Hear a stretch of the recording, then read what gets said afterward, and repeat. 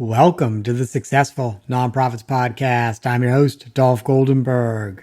We live in busy times and we have a lot to keep track of. For most nonprofits, managing relationships with clients, volunteers, staff, donors, and partners feels like a full-time job. And you know why? It is a full-time job. So it is always nice to stumble across new technology that makes our lives a little bit simpler. And about 3 decades ago, the CRM, or Constituent Relationship Management Software, came into our lives. And it came into our lives with some tremendous promise. And here to discuss CRMs with us today and really help us figure out what the right one is for us and what we should be doing with our CRM and what we should not be doing with our CRM is owner and consultant of Practical Wisdom for Nonprofit Accidental Techies. Maureen Wallbeoff describes herself as an accidental techie in that she started her career back in the 90s in the nonprofit world. And at that time, just as CRMs were really starting to come in, she took the initiative to learn about new technologies and then taught her coworkers how to use them. Then in 2007, she became the VP of a digital agency where she designed its initial systems and processes. And so essentially, with 17 years of nonprofit experience and 10 years of tech experience, Maureen not only talks tech, but she walks tech as well. So I am so excited about this conversation. Maureen, welcome to the podcast. It's great to be here, Dolph. Thanks so much for the invitation. Well, thank you. And let's start with something simple, but I know can resonate deep within our listeners' organizations. And that's the online email sign-up form, because I understand you've had an interesting experience with an online email sign-up form that our listeners should really hear about. Don't we all? It seems so simple on the surface of it. An online email sign-up form on a nonprofit's website is going to collect a little bit of information about the person and then put them into your house file. And you can send them appeals and newsletters and invitations to events and things like that. And I was recently working with a client who shall remain very anonymous, who had an online sign-up form for their email list that had an optional checkbox for someone to pick the country that they were interested in. Am I interested in England or France, for example? But it wasn't required. So I could, or you could, sign up for their email list without picking a country. All very well and good, right? So when I started to work with this organization and we were doing discovery, we discovered something surprising and problematic, which is if you had signed up and did not select a country, you got no messages. It was the country selector that actually put you into an audience to get future email from that organization. And as we analyzed the data, it turned out that more than 50% of the people on their email list had not selected a country, had not been getting messages for years. Probably thousands of people. I would say it was upward of 5,000 people. Wow. Who just got no email messages. And once that email address is a few years stale, it's not like you can just then start sending them and they're going to know who you are. Exactly. If we moved them, forget it. We're going to add all these non-country preference people back into our house file. It may have been 2 or 3 years since they were interested originally in the work of this organization. And so you don't send a welcome series to those people. And unfortunately, that happens all the time. And those little tiny experiences that a supporter has, if the tech isn't set up right, really can determine what you think the fundability of an organization is. So do you have your act together? No. So don't ask me for money because you don't look like you're doing a good job. And so those small moments make a huge difference for organizations. And so if I were a betting person, I would bet that the organization probably engaged you because they were like, we don't know if this CRM is right for us. It can't do everything we want. And look, we're not getting great response rates on our email, etc. When in fact, it was really what we might call user error over capacity of your CRM. Well, they had other problems too that were definitely related to their technology. We blame the technology first, always. Always, always. It's the tech. We're great. Our website's great, but it's our platform or our database.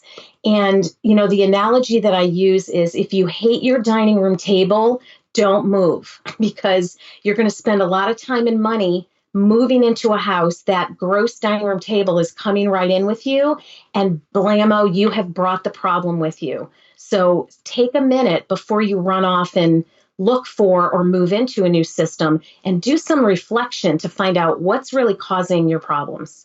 I'll share with you, a couple of years ago, I worked with an organization that had used, and I know you're going to breathe in deep, and I did too when I first heard this.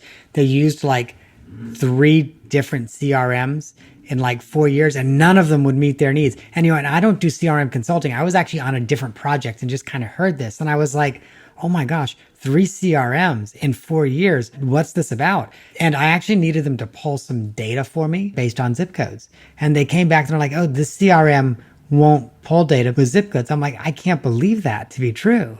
I cannot believe that to be true. And so actually it was like, if you'd be willing to share a login with me, I just want to try to figure this one out for myself. But yeah, I think so often we're disappointed by CRMs, and it's because either we've not received the training that's necessary or we don't have the bandwidth that's necessary to make it work for us. Right. Or we weren't paying attention to the right requirements when we decided that was a good fit. Yep, absolutely. So what are some of those things that you help organizations think through? Because again, almost every organization I know is unhappy with their CRM. They're always like, oh, is there something better? So what are some of the things that you help organizations think through as they're thinking about a new CRM system? The first step is usually to make sure that they've got a shared vision of what the next 3 to 5 years is going to be like for their organization. What are their priorities? Which audiences will they be focusing on? What do they want to grow? Because your tech and the functionality of that tech needs to support your organizational goals. And often they are worlds apart. Nobody considers, we're a membership organization. We probably should find a CRM that's got great membership functionality, right? No, they don't think like that. And that's normal because all of these systems look very similar. A lot of them do the same things. And you can get very dazzled by the shiny object. So having your strategy set and knowing what a new database is going to help you achieve is number one. Number two is, what internal processes are you struggling with right now that a new CRM could help you do better or more efficiently or more effectively? If someone always takes the checks and then they do this and that and 17 steps and eventually the data gets into the database, or you've got systems that don't talk to each other, they're not integrated, causing those data silos, all bets are off. You're never going to have a full view of your supporter and all the things they're doing. You know the event stuff that they're doing maybe and the fundraising stuff that they're doing, but never the twain shall meet unless all the data's in one place. And then I just got to jump in. And then you also don't know if they volunteer or if their kid participates in a program or anything like that. You don't know the full picture of your constituent. Yeah, and everybody needs it. And what's really great about now is that everybody knows they really need that. The team silos need to be broken down. It doesn't matter if you're working in a distributed way permanently or you're going to go back to the office. That collaborative sense of what do we all need? We all need. So requirements are functionality for sure. Needs to take monthly sustaining gifts, needs to be able to do peer-to-peer fundraising, have an email marketing tool in it, moves management, to do wealth screening and prospect research, and then make those asks to your potential major donor. But there's also equally important requirements around people. How many people do you have on your team? And what skills do they have? What kind of training will they need? And how should that training be delivered? And people in terms of the company, who do you want to have a business relationship with? Are you looking for a large, well-established they've been around forever organization, or are you looking for something a little leaner? Maybe not a brand new platform, but a CRM that's not been around for 35 years. And then integration, right? So data being able to move from one place to another. So all of those things come into play in terms of your satisfaction with the product that you pick. And we usually go right to functionality and we forget those other important things. And what I find is that those things, the how do I get trained? Do I like this company? Is it going to move data effectively around inside my organization? Those are much more likely to result in either a positive or a negative experience with that product than what the button looks like to build an email message. That's important, but those other things are critical for you to feel like I can live in this thing for another 5 years before moving.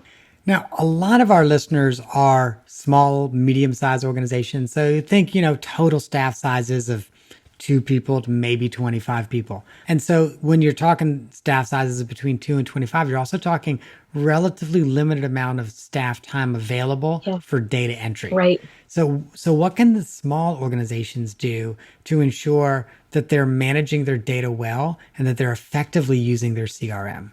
That's a great question. I think that number one would be your CRM should have as much functionality, online functionality in it as possible. So that way, the data is going right into the CRM when someone makes a gift or when someone signs up for email. So that manual equalization of I've got to pull my constant contact list, push it into my CRM, that's grunt work. Nobody likes doing that. And it's never at the top of our list. So the more you can get the system to actually capture and house the data, the more you'll have time to actually analyze it and use it. And then the second is, people enter data all different ways. So maybe the last time you made a donation, you used your work email address. And the next time you make a donation, you're going to use your personal email address. So that's happening all the time. We can get it all cleaned up and then our supporters come along and mess it up a little bit. So focusing your time really on keeping your data clean once a month, looking for duplicates and merging them, making the decisions that a human needs to make, because you're going to clean up your data before you move in. And then immediately it becomes deprecated. So part of your CRM planning process should be a little bit about ownership. Who's going to go in and clean this stuff up? How often will we do it?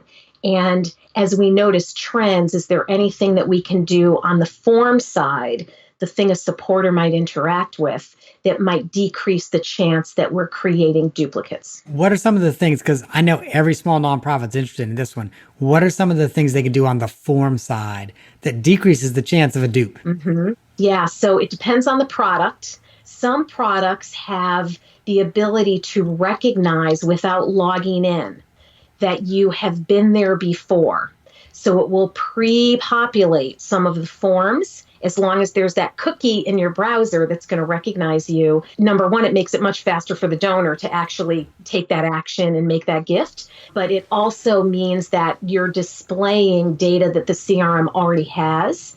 I don't have to type it in again, less likely for me to make an error. And then the second piece there is don't collect 1,000 things in a form. Forms need to be tight and quick for people to use, especially on a small device. So for you to give fewer choices, not collect so much at the time of the gift, perhaps, or at the time they're signing up for email, but follow up with future messages to gather more information and populate that profile in your CRM. How's that? I love that. One of the things I've always wondered, are there any systems that allow donors to log in and clean up their own information should they want to? There are actually, and it depends on the attitude of the organization, how comfortable they are with that. So there absolutely are systems at all different price points, right? Really? So not just like Razor's Edge, like, little green light kind of stuff. You don't have to have like the big Cadillac in order to have that. So in some cases, the organization's team can make decisions about what data a supporter can see, and of that data, what they're allowed to change.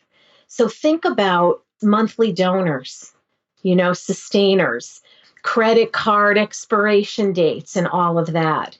For you to be able to have a donor log in and update their credit card information so that you continue to get that monthly gift, much easier than having it lapse and then trying valiantly to get somebody to sign back up again. Wow, I love that. And I have to say, and I asked that a little bit selfishly because God bless my parents. They named me Adolf Goldenberg.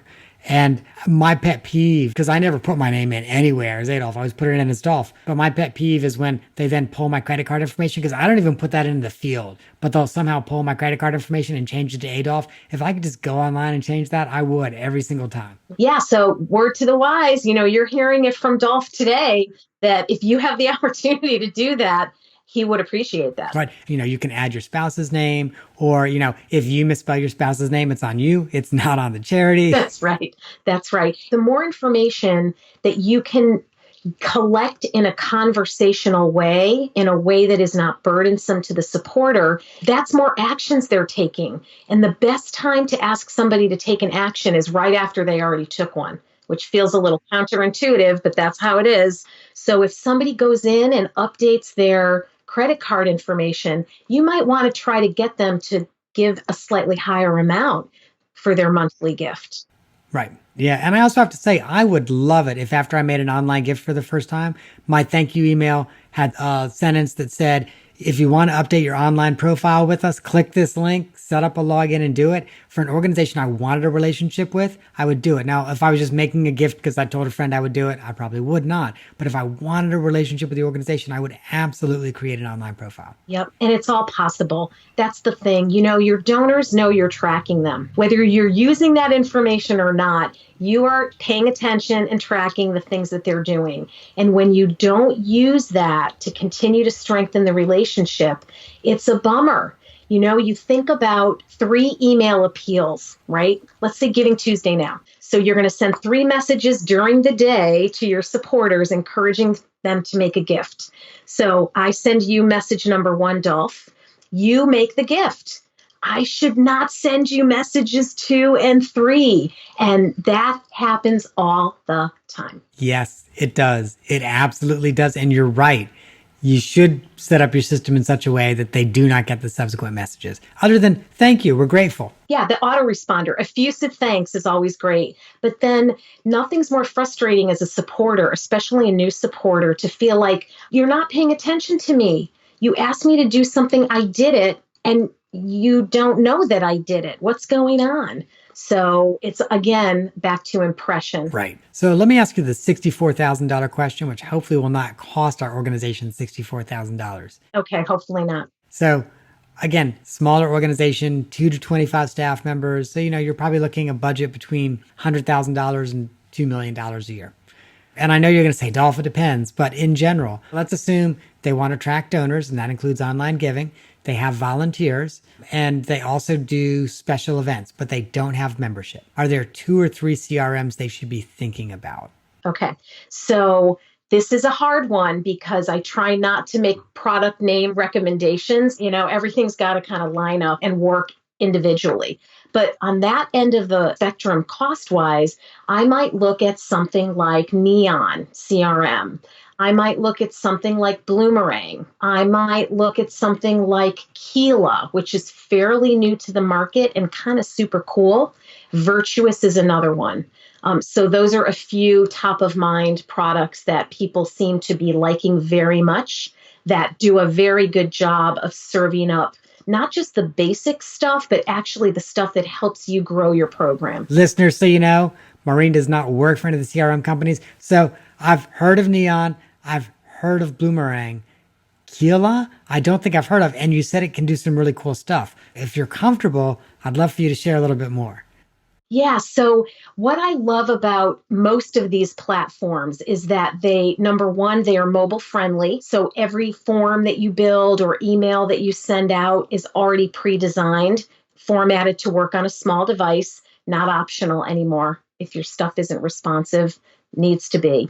I also find that those particular products do a lot of new development. So unlike some of the larger tools, that take 12 years to add new functionality to because it's so big and robust and complex. These folks can say, oh, 3 of our customers want some new thing. We're going to put it in place and roll it out to everybody.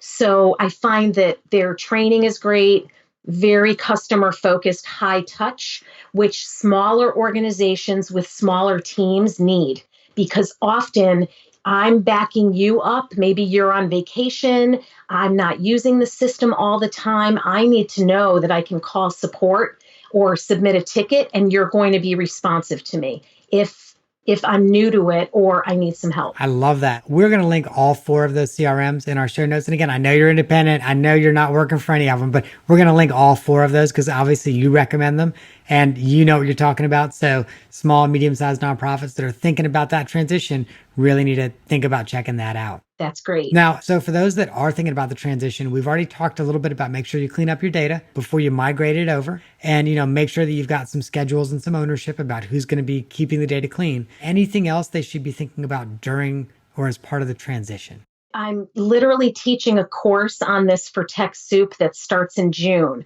which is how to manage your CRM migration project. So there's understanding how you're going to keep yourselves on task. That's a big one. What's our culture say around due dates? Do they blow by and it's okay? Or, can I be a good partner to my CRM company who's moving me in? I have responsibilities too. The other thing is to think about your business processes and be open to change. Some teams get a new CRM and then they customize the life out of it so that they can maintain their current business processes. You're never going to get a good return on your investment if that's what you do. So be open to maybe this is how we do it now with the CRM we don't like. There's a better way to do it in the new CRM.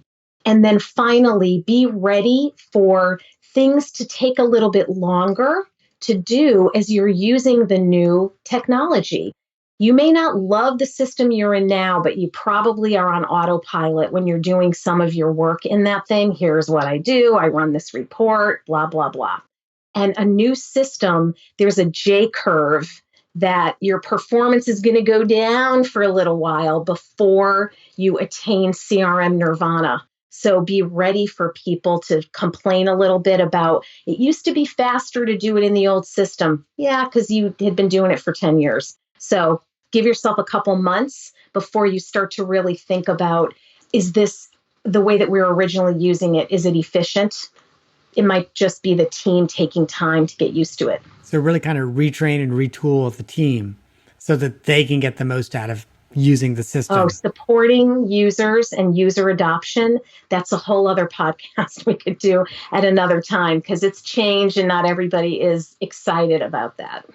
Really? Shockingly, yes. That honestly surprises me. No one misses their hated CRM more than the first 2 weeks using their new CRM because it's like renting a car. Your car now, where everything is, where the radio knobs are, it's automatic. And this new one, everything's in a different place and you've got to adjust your mirrors. So it does take a little bit of time to get familiar enough and comfy in the new system.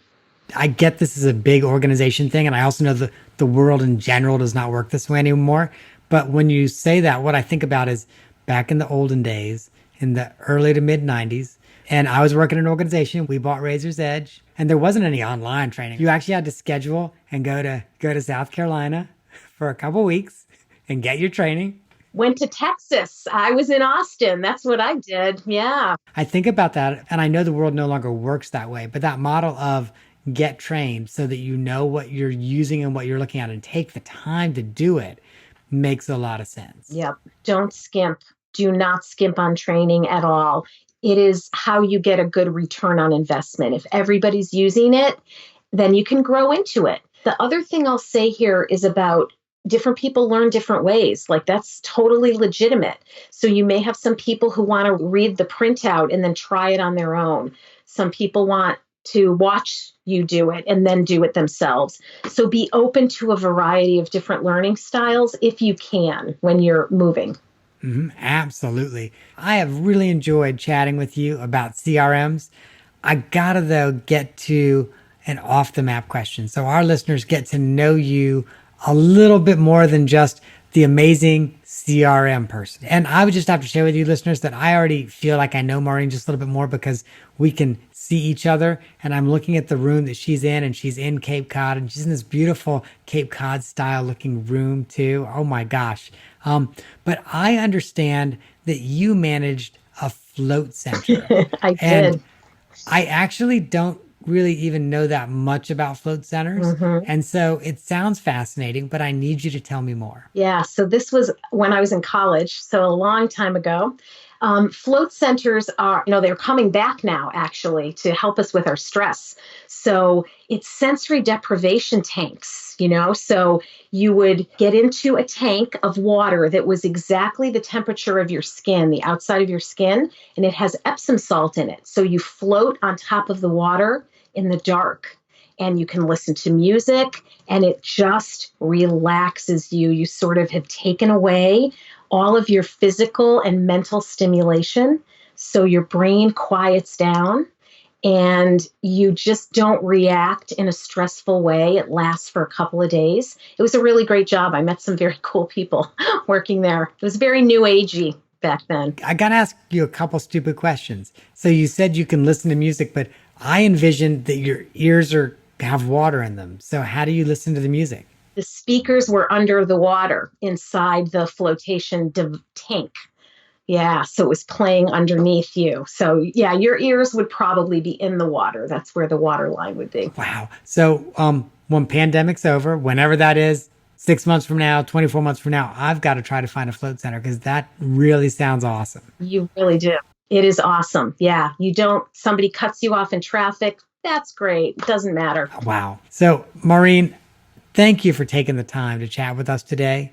And listeners, if you would like to learn more about CRMs and other technologies to help your nonprofit, then take a look at Maureen's website, meetmaureen.com. That's meetmaureen.com. There, you can find lots of free resources to help you evaluate your own software and make decisions about how to move forward. And don't worry, Maureen makes everything clear and easy to understand for everybody who's a non-techie. And frankly, these days that also includes me. I used to be a techie, and I think technology has now passed me by.